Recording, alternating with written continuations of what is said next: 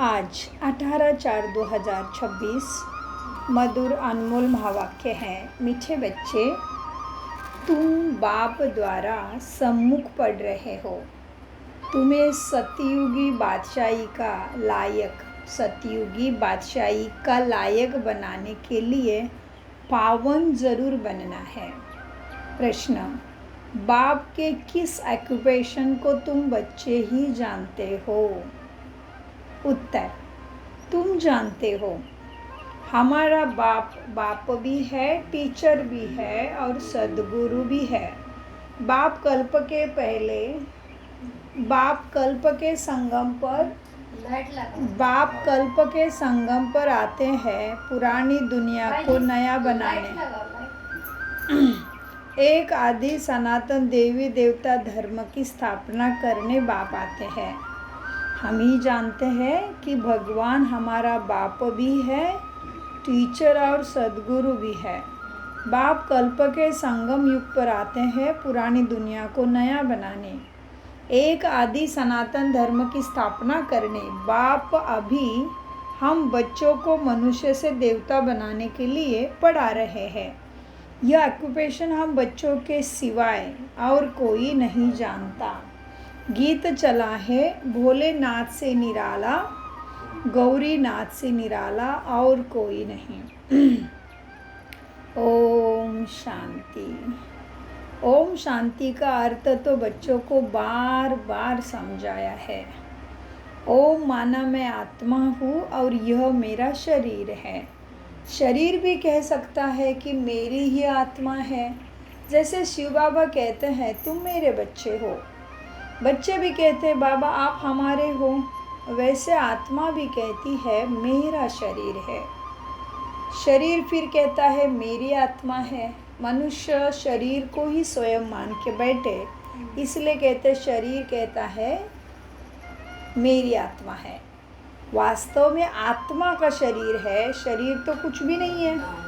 अभी आत्मा जानती है मैं अविनाशी हूँ, आत्मा बिगर शरीर कुछ न कर सके।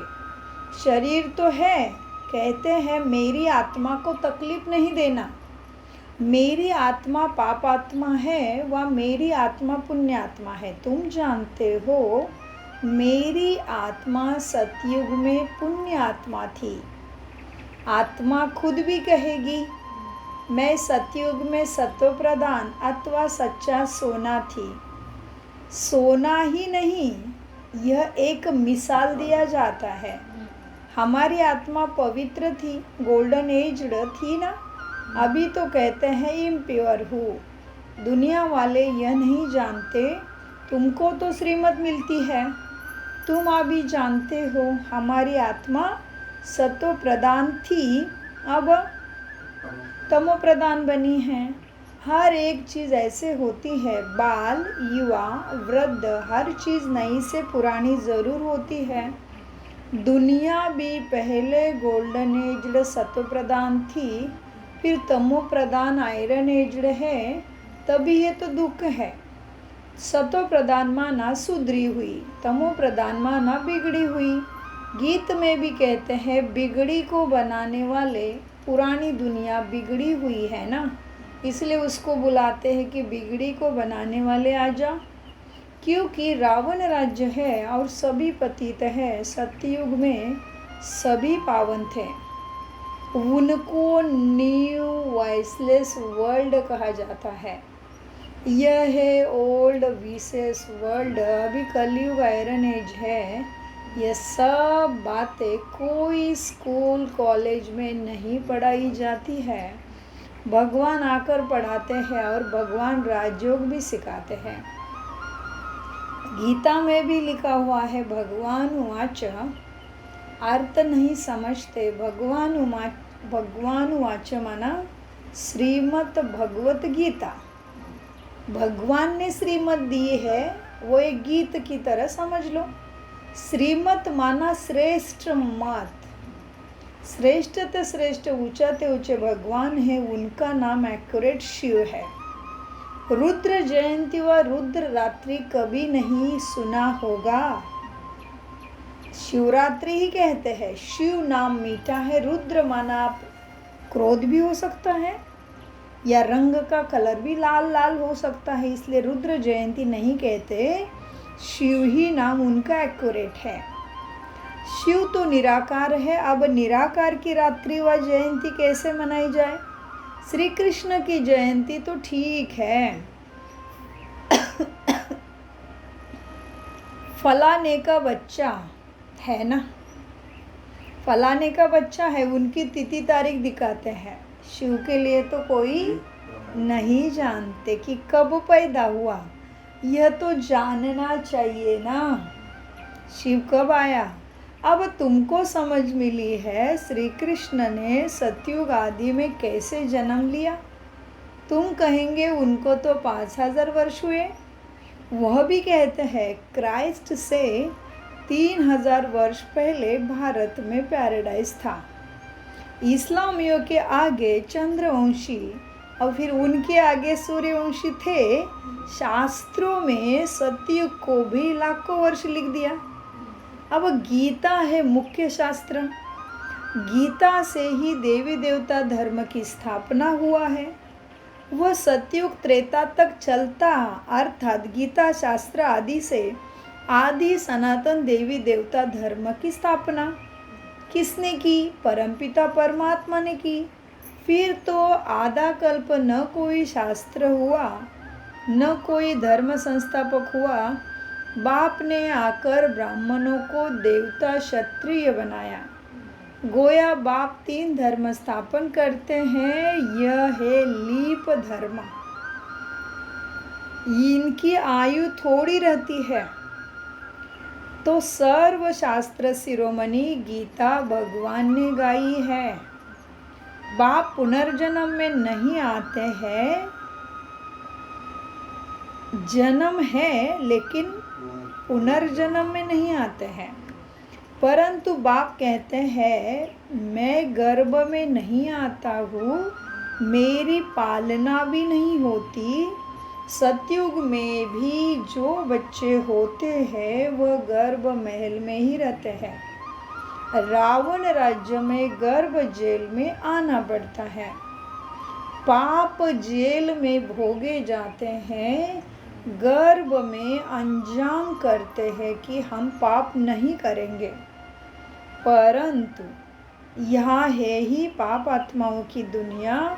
बाहर निकलने से फिर पाप करने लग पड़ते हैं। वहाँ की वही प्रॉमिस रह जाती है। यहाँ भी बहुत प्रतिज्ञा करते हैं कि हम पाप नहीं करेंगे। 1-2 पर हम काम कटारी नहीं चलाएंगे, क्योंकि यह विकार ही आदि मध्यांत तुम्हें दुख ही दुख देते हैं। सतयुग में विष है नहीं, तो मनुष्य आदि सनात आदि मध्यांत 21 जन्म दुख नहीं भोगते, क्योंकि सतयुग में राम राज्य है, उसको स्थापना। अब बाप फिर से उसी की स्थापना कर रहे हैं। बाप ही राम है जो आत्मा के मन बुद्धि को आराम और शांति दिलाते हैं। संगम पर ही स्थापना होगी ना सतयुग की। जो भी धर्म स्थापन करने आते हैं उनको कोई भी पाप नहीं करना है। आधा समय है पुण्यात्मा, फिर आधा समय के बाद पाप आत्मा बनते हैं। तुम सतयुग त्रेता में पुण्यात्मा रहते, सतयुग त्रेता में पुण्यात्मा रहते हो, फिर पाप आत्मा बनते हो। सतो प्रधान आत्मा जब ऊपर से आती है तो वह सजा खा नहीं सकती। क्राइस्ट की आत्मा धर्म स्थापन करने आई, उनको कोई सजा मिल न सके। कहते भी है, क्या कहते हैं? क्राइस्ट को क्रॉस पर चढ़ाया, परंतु उनकी आत्मा ने कोई विकर्म आदि किया ही नहीं था। वह जिसके शरीर में प्रवेश करते हैं उनको दुख होता है, वह सहन करते हैं। जैसे इसमें बाबा आता है, वह तो है ही सत्व प्रधान। कोई भी दुख तकलीफ इनकी आत्मा को होता है, परमात्मा को नहीं होता है। इनके शरीर में बैठा है उसको दुख तकलीफ नहीं होती। जो भी तकलीफ होती है ब्रह्मा की आत्मा को होती है, शिव बाबा को नहीं हो सकती। वह तो सदैव सुख शांति में रहते हैं। शिव बाबा एवर सत्व प्रधान हैं, परंतु आते तो इस पुराने शरीर में है ना। वैसे ही क्राइस्ट की आत्मा ने जिसमें प्रवेश किया उस शरीर को दुख हो सकता है। क्राइस्ट की आत्मा दुख नहीं भोग सकती, क्योंकि सतो रजो तमो में आती है। नई नई आत्माएं आती भी है तो है ना, उनको पहले ज़रूर सुख भोगना पड़े, दुख नहीं होता है। लॉ नहीं कहता। इसमें भी बाबा बैठे हैं तो कोई भी तकलीफ इन दादा को होती है ना कि शिव बाबा को। परंतु यह बातें तुम बच्चे ही जानते हो और कोई को पता नहीं।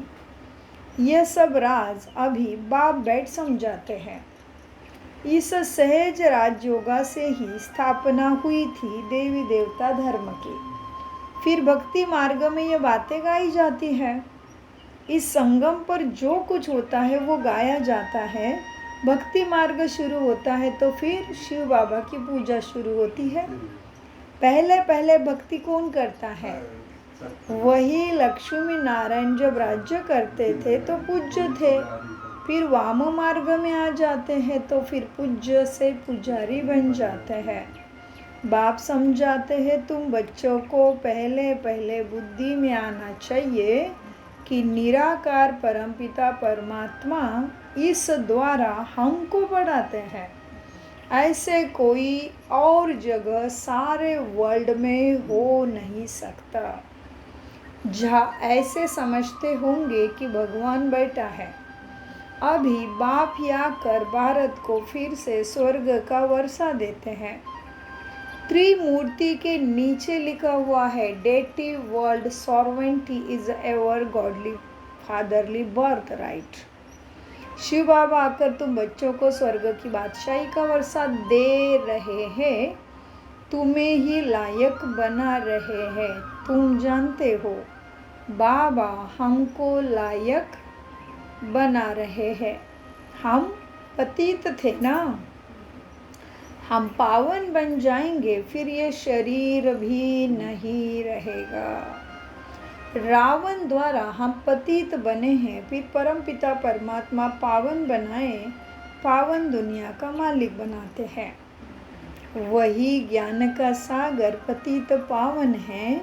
यह निराकार बाबा हमको पढ़ा रहे हैं।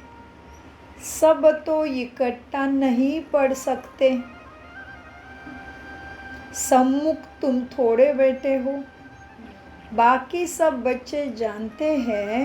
अभी शिव बाबा ब्रह्मा के तन में बैठ सृष्टि के आदि मध्य अंत का नॉलेज सुनाते होंगे। वो मुरली लिखत द्वारा आएगी, सब समझते हैं। और सतयुग में ऐसे थोड़ी समझेंगे। आजकल टेप मशीन भी निकलती है, इसलिए भरकर भेज देते हैं मुरली। वह कहेंगे फलाने नाम वाला गुरु सुनाते हैं। बुद्धि में उनके सत्संगों में मनुष्य ही रहता है। यहाँ तो मनुष्य की बात ही नहीं। यह तो निराकार बाप नॉलेजफुल है। मनुष्य को नॉलेजफुल नहीं कहा जाता है। God father is knowledgeful. और कैसा है God father? God father is knowledgeful, peaceful, blissful. तो उनका वर्षा भी मिलना चाहिए ना बच्चों को। उसमें जो गुण है वह बच्चों को मिलने ही चाहिए। अभी तुम्हें मिल रहे हैं तो गुणों को धारण कर हम ऐसे लक्ष्मी नारायण बन रहे हैं। सब तो राजा रानी नहीं बनेंगे। गाया जाता है राजा रानी वजीर, वहाँ वजीर भी नहीं रहता। महाराजा महारानी में पावर रहती है। जब विकारी बनते हैं तब वजीर आदि होते हैं, आगे मिनिस्टर आदि भी नहीं थे ना। वहाँ तो एक राजा रानी, एक का राज्य चलता, उनको वजीर की क्या दरकार, राय लेने की दरकार नहीं, बाकी जबकि खुद ही मालिक है। यह है हिस्ट्री जाग्रफी। परंतु पहले पहले जो उठते बैठते यह बुद्धि में आना चाहिए कि हमको बाप स्वयं पढ़ाते हैं। क्या बोला बाबा ने? उठते बैठते, माना सदा निरंतर याद रहे कि भगवान मुझे पढ़ा रहा है। परंतु पहले पहले उठते बैठते यह बुद्धि में आना चाहिए कि हमको भगवान पढ़ाते हैं। और क्या करते भगवान? हमें योग सिखाते हैं। याद की यात्रा पर तुम्हें रहना है। अभी नाटक पूरा होता है, हम बिल्कुल पतित बन गए हैं क्योंकि विकारों में जाते हैं, इसलिए पाप आत्मा कहा जाता है। सतयुग में पाप आत्मा होती नहीं, वह है सभी पुण्य आत्माएं। वह है तुम्हारे अभी के पुरुषार्थ का प्रारंभ, जिसके लिए तुम अभी पुरुषार्थ कर रहे हो। तुम्हारी ही है याद की यात्रा, जिसको भारत का योग कहते हैं। परंतु अर्थ तो नहीं समझते, केवल कहते प्राचीन योग है भारत का, बहुत पुराना मतलब, लेकिन अर्थ नहीं समझते कौन सा योग है पुराना भारत का प्राचीन जो हमें सद्गति में ले जाएगा। अर्थ तो नहीं समझते हैं। योग अर्थात ही याद है, वो भी मन बुद्धि के द्वारा, जिससे तुम्हारे विकर्म विनाश होते हैं। यह फिर शरीर छोड़ चले जाएंगे अपने घर, उसको स्वीट होम कहा जाता है। आत्मा कहती है हम उस शांति धाम के रहवासी हैं। हम वहाँ से अशरीरी मन नंगे आए थे, अंग साथ में नहीं लाया था। यहाँ पाठ बजाने के लिए शरीर लिया है। यह भी समझाया है कि माया 5 विकारों को कहा जाता है। यह 5 भूत है, तो इसमें बड़ा है काम का भूत, फिर क्रोध का भी भूत है, फिर नंबर 1 है देह का अभिमान का भूत। देह अभिमान का भूत बड़ा है। बाप समझाते हैं बच्चे, सतयुग में यह विकार होते नहीं, उसको निर्विकारी दुनिया कहा जाता है। सतयुग को भी निर्विकारी दुनिया। विकारी दुनिया को निर्विकारी बनाना यह भी बाप का ही काम है। उनको ही सर्वशक्तिमान और ज्ञान का सागर पतित पावन कहा जाता है। इस समय क्या हुआ? इस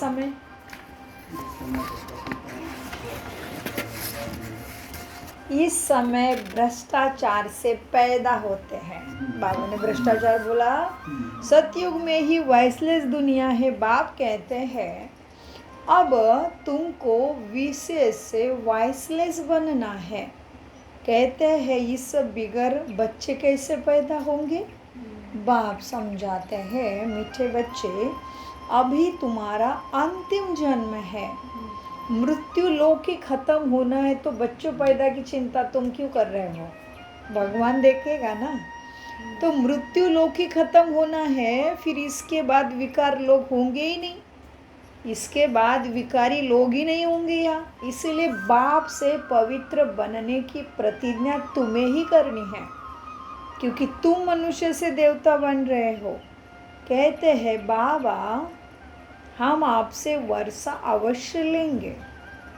अब वो कसम उठाते हैं लेकिन झूठी निभाते नहीं, तो झूठा हुआ ना। गॉड जिसके लिए कसम उठाते हैं उसको तो जानते नहीं, और कहते हैं हम आपके ऊपर वारी जाएंगे, हम विकार त्याग देंगे, लेकिन गाते हैं, लेकिन उस भगवान को गॉड को जानते नहीं, कसम उठाते उसके सामने, तो झूठी बातें हो गई ना। अब वह कब कैसा आता है फिर उनका नाम रूप देश काल क्या है कुछ भी नहीं जानते। बाप ही आकर अपना परिचय देते हैं। अभी तुमको परिचय मिल रहा है ना। दुनिया भर में कोई भी गॉडफादर को अर्थ सहित नहीं जानते। हाँ, बुलाते हैं गॉडफादर, पूजा भी करते हैं, परंतु ऑक्यूपेशन को नहीं जानते। अभी तुम बच्चे जानते हो परम पिता परमात्मा हमारा बाप, टीचर और सद्गुरु है। यह बाप खुद परिचय दिया है ना कि मैं तुम्हारा बाप हूँ। मैंने इस ब्रह्मा के शरीर में प्रवेश किया है। प्रजापिता ब्रह्मा द्वारा स्थापना होती है, लेकिन किसकी? ब्राह्मणों की। फिर तुम ब्राह्मण ही पढ़कर देवता बनते हो। मैं आकर तुमको शूद्र से ब्राह्मण बनाता हूँ। बाप कहते हैं, मीठे बच्चे मैं अभी आया हूँ। कल्प के संगम पर मैं आया हूँ, बाप ही कहते हैं। कल्प 5000 वर्ष का है। यह सृष्टि चक्र तो फिरता ही रहता है। मैं आता हूँ पुरानी दुनिया को नई बनाने, पावन बनाने। मैं आता हूँ पुरानी दुनिया को नई बनाने, पुराने धर्म का विनाश करने। फिर मैं आदि सनातन देवी देवता धर्म स्थापन करता हूँ, बच्चों को ही पढ़ाता हूँ। फिर तुम पढ़कर 21 जन्मों के लिए मनुष्य से देवता बन जाते हो। देवता है तो सूर्यवंशी, चंद्रवंशी प्रजा सब है। बाकी पुरुषार्थ अनुसार उच्च पद पाएंगे। अभी जो जितना पुरुषार्थ करेंगे वही कल्प कल्प चलेगा। समझते हैं? कल्प कल्प ऐसा ही पुरुषार्थ करते हैं, ऐसा ही पद जाकर पाएंगे। यह तुम बच्चों की बुद्धि में है कि हमको निराकार भगवान पढ़ाते हैं। उनको याद करने से ही विकर्म विनाश होंगे। बिगर याद किए विकर्मों का विनाश हो नहीं सकता। मनुष्य को यह भी नहीं पता कि हम कितने जन्म लेते हैं। शास्त्रों में कोई ने कितना गपोड़ा लगा दिया है, 84 लाख जन्म लिख दिया। अभी तुम जानते हो 84 लाख नहीं, 84 जन्म लेती है एक आत्मा। यह अंत का जन्म है। फिर हमको स्वर्ग में जाना है। पहले तुम जाएंगे मूल वतन में, फिर स्वर्ग में आएंगे। नशा रहता है ना, तो बाप की याद में रहो। अच्छा, मीठे मीठे सिकी लदे बच्चों प्रति माता पिता बाप दादा का याद प्यार और गुड मॉर्निंग। रुआनी बाप की रुआनी बच्चों को नमस्ते। हम रुआनी बच्चों की रुआनी बाप दादा को याद प्यार गुड मॉर्निंग। नमस्ते प्यारे बाबा, नमस्ते। हम हैं आत्माभिमानी स्थिति से सच्ची गीता ज्ञान को समझते, धारण करते और कराते। धारणा, बाप से जो पवित्र बनने की प्रतिज्ञा की है ना, उस पर पक्का रहना है। काम, क्रोध आदि भूतों पर विजय अवश्य प्राप्त करना है।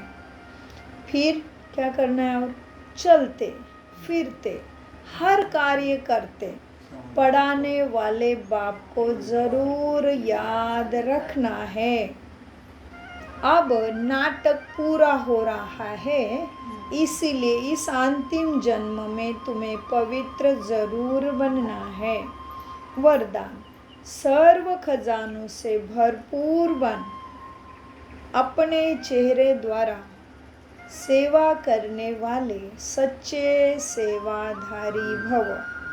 बाप सद्गुरु के रूप में मेरे सामने आते हैं, मेरे सिर पे हाथ रखे मुझे वरदान देते हैं। सर्व खजानों से भरपूर बन, अपने चेहरे द्वारा सेवा करने वाले सच्चे सेवाधारी भव। विस्तार है, जो बच्चे सर्व खजानों से सदा संपन्न व भरपूर रहते हैं, उनके नयनों व मस्तक द्वारा ईश्वरीय नशा दिखाई देता है। उनका चेहरा ही सेवा करता है। जिसके पास जास्ती अथवा कम जमा होता है, तो वह भी उनके चेहरे से दिखाई देता है। जैसे कोई उच्च कुल का होता है ना, तो उनके चेहरे से वह झलक और फलक दिखाई देती है। ऐसे ही आपकी सूरत हर संकल्प, हर कर्म को स्पष्ट करे, तब कहेंगे सच्चे सेवाधारी। स्लोगन: समय और संकल्प के खजानों को बचत कर जमा का खाता बढ़ाओ। अव्यक्त इशारे: महान बनने के लिए मधुरता और नम्रता का गुण धारण करो। जब एक दो को मीठा खिलाते हो, उसमें मुख थोड़े समय के लिए मीठा होता है, लेकिन स्वयं भी मीठा बन जाओ ना। मुख से सदा ही मधुर बोल बोल रहे हैं। जैसे मीठा खाने और खिलाने में खुश होते हो ना, ऐसे ही मधुर बोल स्वयं को भी खुश करते हैं, दूसरे को भी खुश कर देते हैं। इससे सदा सर्व का मुख मीठा ही करते रहो। सदा मीठी दृष्टि, मीठा बोल और मीठे कर्म हो।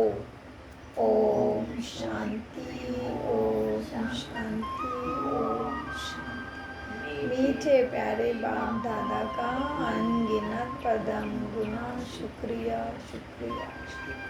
कम बोलो, मीठा बोलो, धीरे बोलो।